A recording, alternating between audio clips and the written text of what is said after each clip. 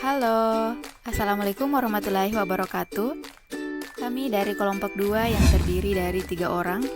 Perkenalkan, nama saya Satriani, NIM 46120009, yang akan membawakan materi mengenai proses penegakan hukum di lingkungan peradilan. Dan rekan saya, Perkenalkan, nama saya Nur Mutiara Tentripada, NIM 46120044, yang akan membawakan materi mengenai pengertian penegakan hukum. Perkenalkan, nama saya Hijrawati Jafar dengan NIM 46120072 yang akan membawakan materi tentang upaya penegakan hukum di Indonesia.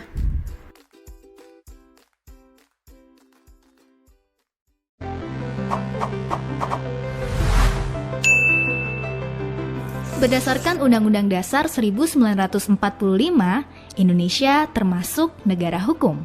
Maksudnya, bahwa segala sesuatu permasalahan di Indonesia dapat diselesaikan dengan jalur hukum. Hal itu seperti yang tercantum dalam Undang-Undang Dasar 1945 Pasal 28D ayat 1 yang bunyinya, setiap orang berhak atas pengakuan, jaminan perlindungan, dan kepastian hukum yang adil serta perlakuan yang sama di hadapan hukum. Nah, maka dari itu, berarti hukum harus ditegakkan secara adil bagi seluruh rakyat Indonesia. Jangan sampai seperti yang banyak terjadi sekarang, hukum terasa tajam ke bawah, tapi tumpul ke atas. Apa itu maksudnya? Penegakan hukum adalah sistem yang di dalamnya terdapat anggota pemerintah yang bertindak secara terorganisir untuk menegakkan hukum dengan cara memulihkan, menemukan, menghalangi atau menghukum orang-orang yang melanggar undang-undang dan norma hukum yang mengatur masyarakat tempat anggota penegakan hukum tersebut itu berada. Upaya penegakan hukum di Indonesia. Penegakan hukum ditujukan guna meningkatkan ketertiban dan kepastian hukum dalam masyarakat. Hal ini dilakukan antara lain dengan menertibkan fungsi, tugas, dan wewenang lembaga-lembaga yang bertugas untuk menegakkan hukum. peradilan merupakan salah satu institusi penegak hukum. Oleh karena itu, aktivitasnya tidak terlepas dari hukum yang disediakan dan dibuat oleh badan pembuat hukum tersebut. Pemberdayaan peradilan dan lembaga penegak hukum bertujuan untuk meningkatkan kepercayaan masyarakat terhadap citra dan peran lembaga peradilan dan lembaga penegak hukum.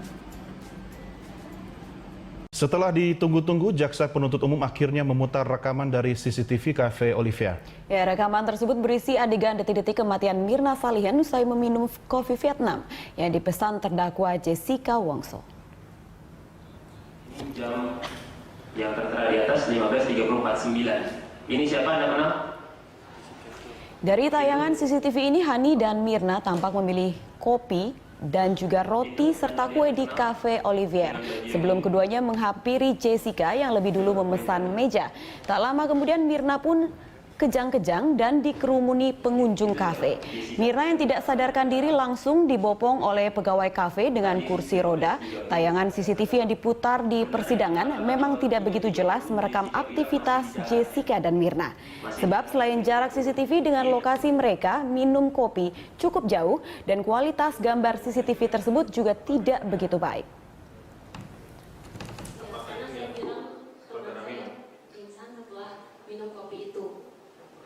Lalu pelayannya